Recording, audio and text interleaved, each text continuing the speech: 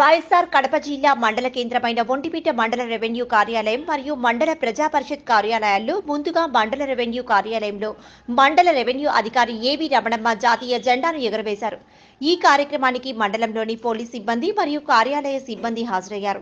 వీరందరికీ స్వాతంత్ర దినోత్సవ శుభాకాంక్షలు తెలియజేశారు. అనంతరం ఏవి రమణమ్మ మాట్లాడుతూ, భారతదేశంలో ఇప్పుడు ఇంత స్వాతంత్రంగా ఉన్నాము అంటే దీనికి కారణం ఎందరో మహానుభావురాళ్ళు త్యాగఫలం ఇప్పుడు మనం అనుభవిస్తున్నామని తెలియజేశారు. అదేవిధంగా మండల ప్రజా పరిషత్ కార్యాలయంలో మండల ప్రెసిడెంట్ అక్కి లక్ష్మీదేవి జాతీయ జెండాను ఎగురవేశారు. అనంతరం ఈవో ఆర్డి కుమార్ రంగయ్య మాట్లాడుతూ, బ్రిటిష్ వారి పరిపాలన నుండి స్వాతంత్రాన్ని అంత సులువుగా మనకు రాలేదని, సుమారు 100 సంవత్సరాలకు పైగానే ఎందరో స్వాతంత్ర సమరయోధులు పోరాడి సాధించుకున్న విజయమని తెలియజేశారు.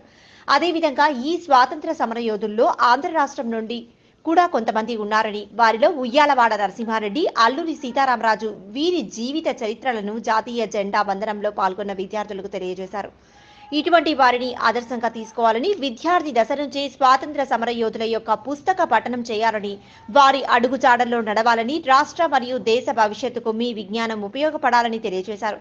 దేశ సేవకు ప్రాణత్యాగం చేసిన అమరవీర జవాన్ లాన్స్ నాయక్ యుగంధర్ విగ్రహం దగ్గర గురువారం 78వ గణతంత్ర దినోత్సవ వేడుకలు ఘనంగా నిర్వహించారు.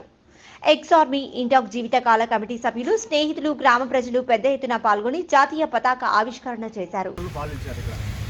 వాళ్ళు కేవలం వ్యాపార నిమిత్తం ఇక్కడికి వచ్చి మన దేశానికి మన మీదే ఆధిపత్యం చెలాయించడం, మనల్ని బానిసలుగా చూడటం.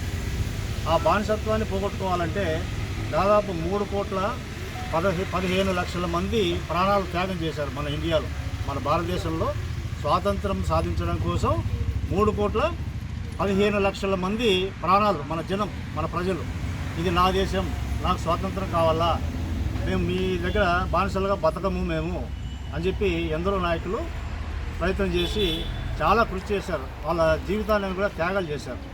తెలుసా భగత్ సింగ్ తెలుసా? ఉరి తీసుకున్నాడు ఆయన. ఒకరోజు ఏం చేశాడంటే భగత్ సింగ్ దగ్గర పోయేసి, చిన్న ఏజ్ 24 ఏళ్ళు అంతే ఆయనకి. 24 ఏళ్ళు అయితే బ్రిటిష్ వాడిని ఒకటి పోయి కాల్ చేశాడు, ఒక మేజర్ని కాల్ చేశాడు. కాల్ చేస్తే ఆయన తీసుకొచ్చి పబ్లిక్గా ఓపెన్గా ఉరి తీశారు. ఉరి తీసేటప్పుడు అడిగినారు, ఏం నీ చివరి కోరిక అని. నాకు మళ్ళా జన్మ ఉంటే నేను మళ్ళా దేశం స్వాతంత్రం కోసమే నేను పోరాడతాను అని చెప్పి అంత వీర సాధకులుగా తయారైపోయినారు వాళ్ళు. అల్లూరి సీతారామరాజు తెలుసా? ఏం చేశాడు ఆయన? అల్లూరి సీతారామరాజు పోరాడినాడు. ఎట్లా పోరాడినాడు? కేవలం విల్లంబులు తెలుసు కదా మీకు, అక్కడ ఎదిరించి పోరాడి మనకి ఇక్కడ ఎక్కడ ఏరియా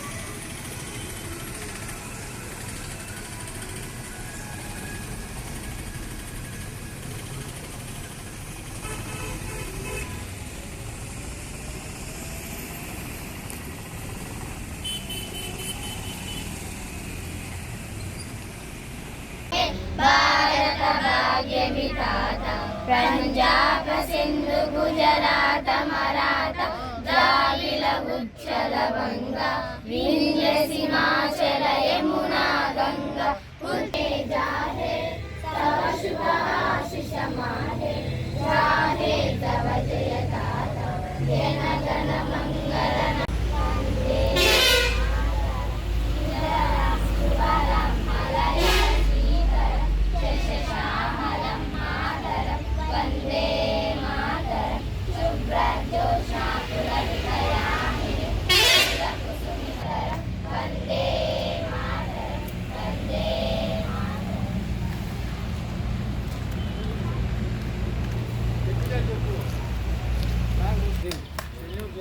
చేయండి. జై హింద్, జై హింద్, జై హింద్, వందే వందే వందే భారత్ మాతాకి.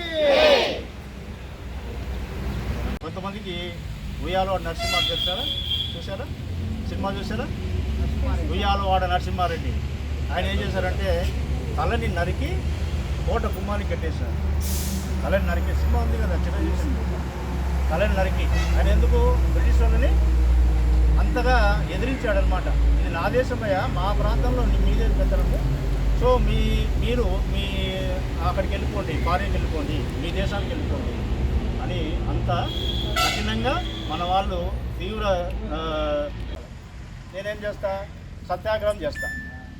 సత్యాగ్రహం చేసి మనకి స్వాతంత్రాన్ని ఒకరి వల్ల కాదు ఇది జరిగినది. గాంధీ ఒకడే ఆయన వల్లే చేశారనేది కాదు. నేను చెప్పాను కదా, ఇప్పుడు 3,15,00,000 మంది మన భారతీయులు స్వాతంత్ర పోరాటంలో ప్రాణాలు అర్పించారు. జలియన్ వాలాబాగ్ తెలుసా మీకు? జలియన్ వాలాబాగ్ హిట్లర్ అని ఒక బ్రిటిష్ ఆయన ఏం చేశారంటే అందరినీ ఒకసారి మీటింగ్ పిలిచి రూమ్ వాకిలేసేసి 20,000 మందిని కాల్ చేశాడు. డైరెక్ట్గా గన్లు పెట్టేసి కాల్చాడు.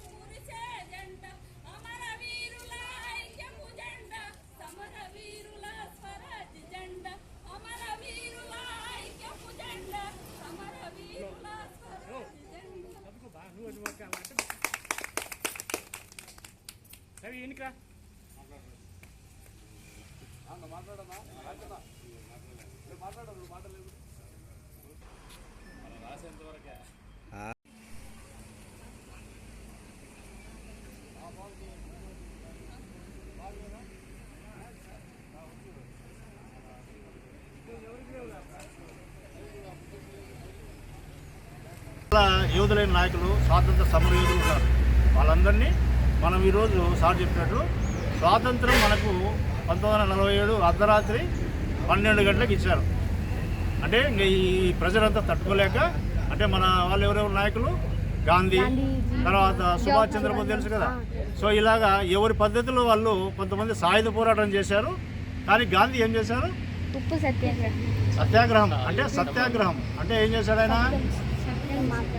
ఏం పాటించాడు? శాంతి ద్వారా. అంటే ఆయుధం పట్ల నా దేశం ఇది, నా దేశంలో మీది ఎంత పెత్తనము అని చెప్పి వాళ్ళని ఎదిరించాడు. సత్యాగ్రహం అంటారు దాన్ని.